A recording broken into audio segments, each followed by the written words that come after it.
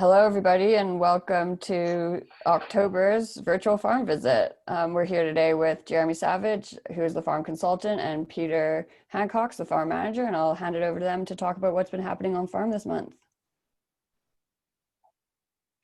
Great, thanks, Claire. If I can get a share screen off here, Claire, for... Yeah. Been a pretty challenging sort of week, Peter. I see your farm walk notes in this morning. Things have cooled down somewhat, obviously, with that front that came through. Looking pretty good before that, but just I guess first a bit of reflection on the spring season to date, Peter. How's August, September gone for you? Yeah, no, it's actually gone quite well. Obviously, extremely dry. I don't know that I've actually seen it this dry this time of year.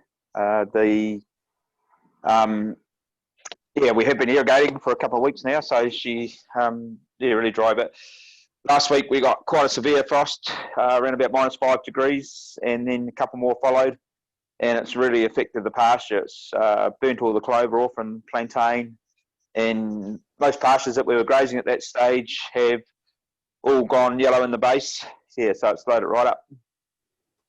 Yep. And in terms of the spring, you've used about 50 kilos of silage per cow, and round length finished sort of slightly early, but cows were, when we last caught up on a webinar, cows are just nudging over 2, but once that started that second round and got that silage out, those cows lifted pretty fast, didn't they? Whereabouts are they sitting at the moment, Peter? Yeah, so we're doing about 2.25 for the last couple of weeks. Haven't quite probably sort of peaked as quite as high as we want to, but very good utilisation of grass. So the cows, the less silage we've used is because we've pretty much utilised all the grass that we've grown and achieved really good residuals. And we used a wee bit of Project Nitrogen there for a while there. How did that go? Yep. So we did that for about 10 days at the beginning of September. So we used that, and it certainly gave the pasture a boost and probably got us out of a bit of silage juice. Yep. So in terms of our current feed budget, Peter's carried out his weekly farm walk this morning. Talk us, with the feed budget in front of you there, Peter, talk us through what's happened in the last week and what's your plans for the next week. Yeah, so we managed to hold a 23-day round the week just gone. Obviously, soil temperatures took a bit of a dive early in the week, but they certainly have increased over the last 3 or 4 days. So pasture is definitely growing, but we're just not quite there. And we're going to hold a minimum sort of 22-day week going forward. This next week, we are going to bank silage in for the next 3 or 4 days and just monitor it closely. And if we don't, we're just sort of going to get too fast and it'll be too hard to catch back up again. So, yep. So at the moment, Peter's got a demand of 70 kilos a day. The growth rate, as noted on Pasture Coach, was 60 kilos. Covers now as low as 2,220 kilos a hectare. This time of the year, Peter, that's pretty unfamiliar, uncomfortable country for you to be in, isn't it? Yeah, definitely too low to keep. Yeah, too hard to get back out of if we don't sort of take a bit of action. So if Peter doesn't do any intervention there with our feed wedge, he's got 2 good paddocks left, but before you know it, we'll be spinning around on a 17-day round. That's just too fast. So, and rather than feeding a big slug of silage, I think Peter's calls to get 2 to 3 kilos of silage at the moment and sort of hold that round about 22 days. Yeah.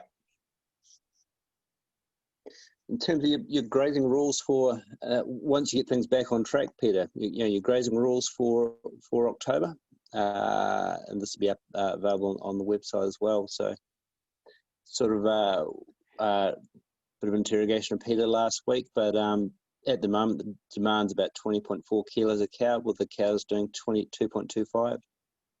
Residuals, 1,600 we need for really high-performing cows like we have at Lincoln. Do you do 1,600 all the time, Peter, or is it sometimes higher and lower than that? Yeah, it does vary a wee bit, but pretty much around that 1,600. They have been cleaning up a wee bit better. Obviously, there's paddocks that they don't clean up quite so well that you do struggle to get to to good residual, but mostly pretty good. Yeah, it's in the observation of the farm walk was with Peter last week. They've probably been the best residuals we've seen for a year or two. Demand 70 kilos a hectare without any silage coming in. A bit of math you can do here is that if you multiply your demand by your round length targets, that's how much feed that you need to have in the paddock. So our residual target is 1,600. A 21-day round means we need to have 1,430 kilos of grass available in the paddock. So add that to residual. Peter's lowest pre-grazings that he wants to have with no silage feeding is about 3,000 kilos a hectare. Longest round 25 days, and 25 days times your 70 demand, 1,700. Add that to residual means 3,300 pre-grazings.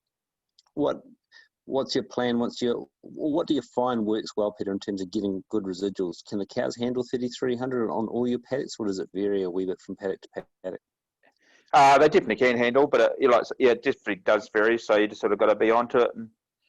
Because if you get over that 3-3, you can very quickly get into some pretty hairy residuals. So you've sort of just got to watch them all the time. Obviously, we do have the MAR that can help us to get residuals if we need to. But that definitely, that longer round up to that 24, 25-day round seems to work really well on this farm. It both sort of lowers the amount of nitrogen we use if we're following the cows, and as well as, just sort of takes a bit of the risk away if we sort of stay up in that sort of between 23, 25 days, I think is probably the sweet spot if we can get there. Yeah. And there's some really good observations from David Clark he's going to share to us with a focus day as well, with some of the learnings from LEDF over the last 3 to 4 years, dropping the nitrogen use and how important that, longer round length is. Any difference between your tetraploids and diploids, Peter? You got some paddocks which are really strong tetraploids, some which are stronger diploids. Yeah, mostly all tetraploids.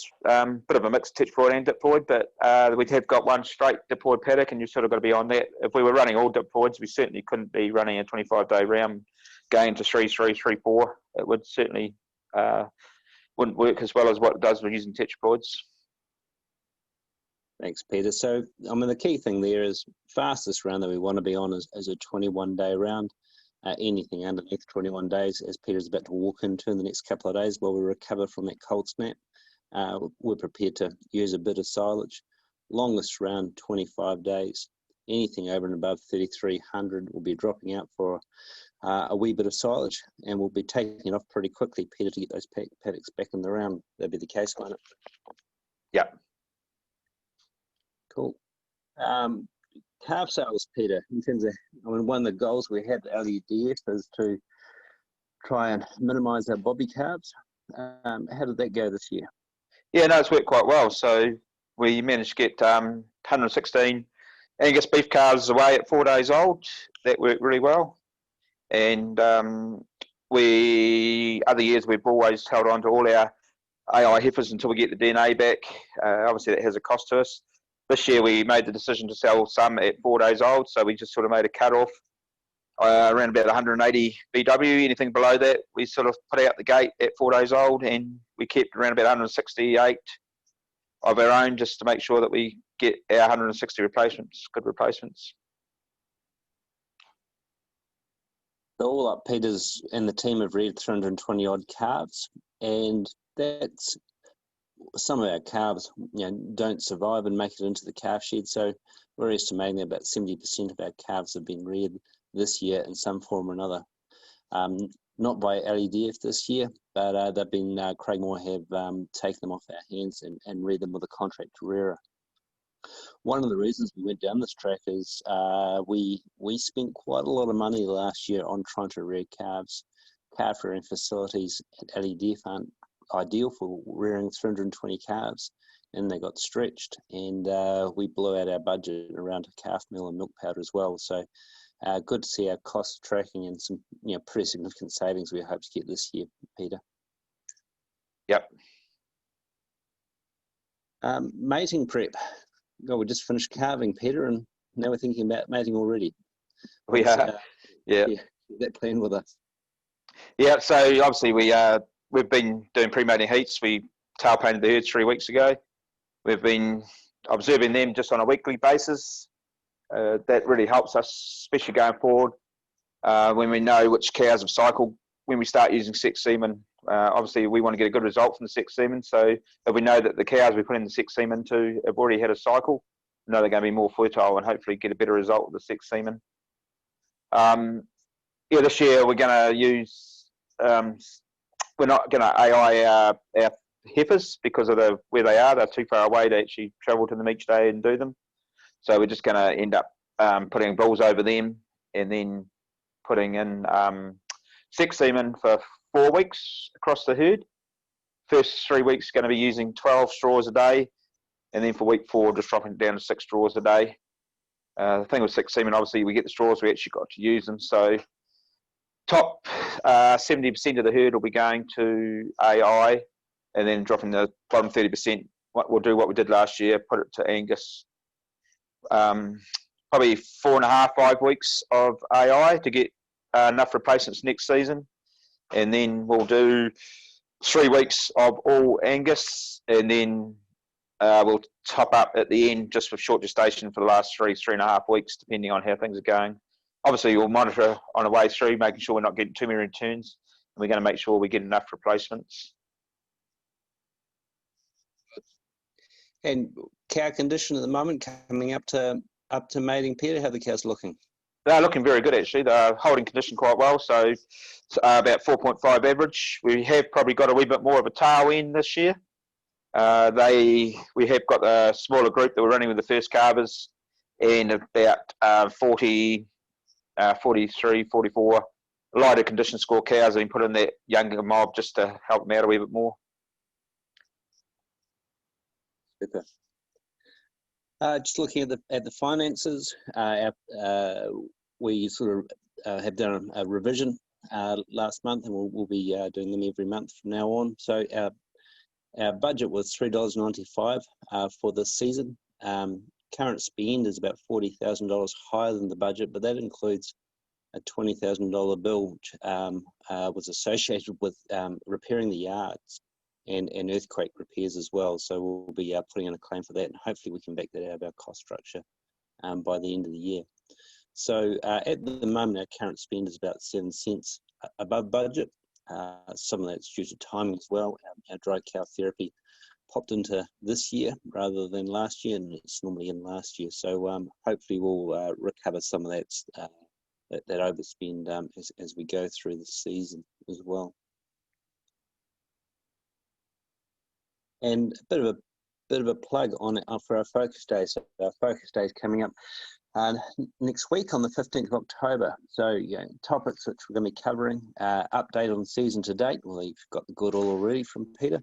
Pasture monitoring and feed budgeting tools. So we've got pasture coach Chris Lewis coming down to show us the detail of that program which Peter uses. Also Simon Lahiran on AgriNet, which is another feed management tool that's used. Nitrogen cap, how do we farm under 190 kilos of N? So we'll have ECAN turning up, just explaining how they're going to be working with farmers and where they are at with this legislation at the moment.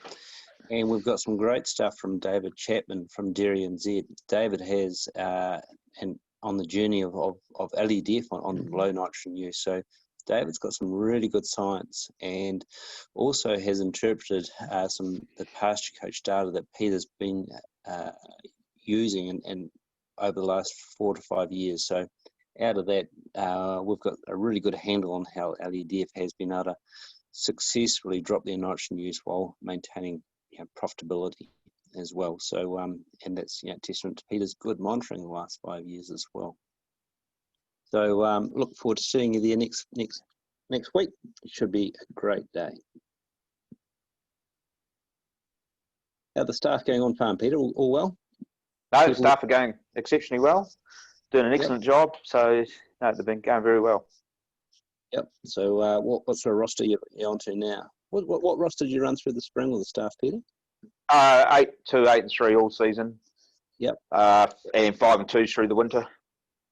Yep. Yep. Super. And yep, should have happy staff, happy cows, all going well. We just need a bit more grass growth this week. Yep, we need grass. Yep, great. And some rain wouldn't go astray. Yeah. Yeah. No, all good. Oh, thanks all. We'll catch you next week.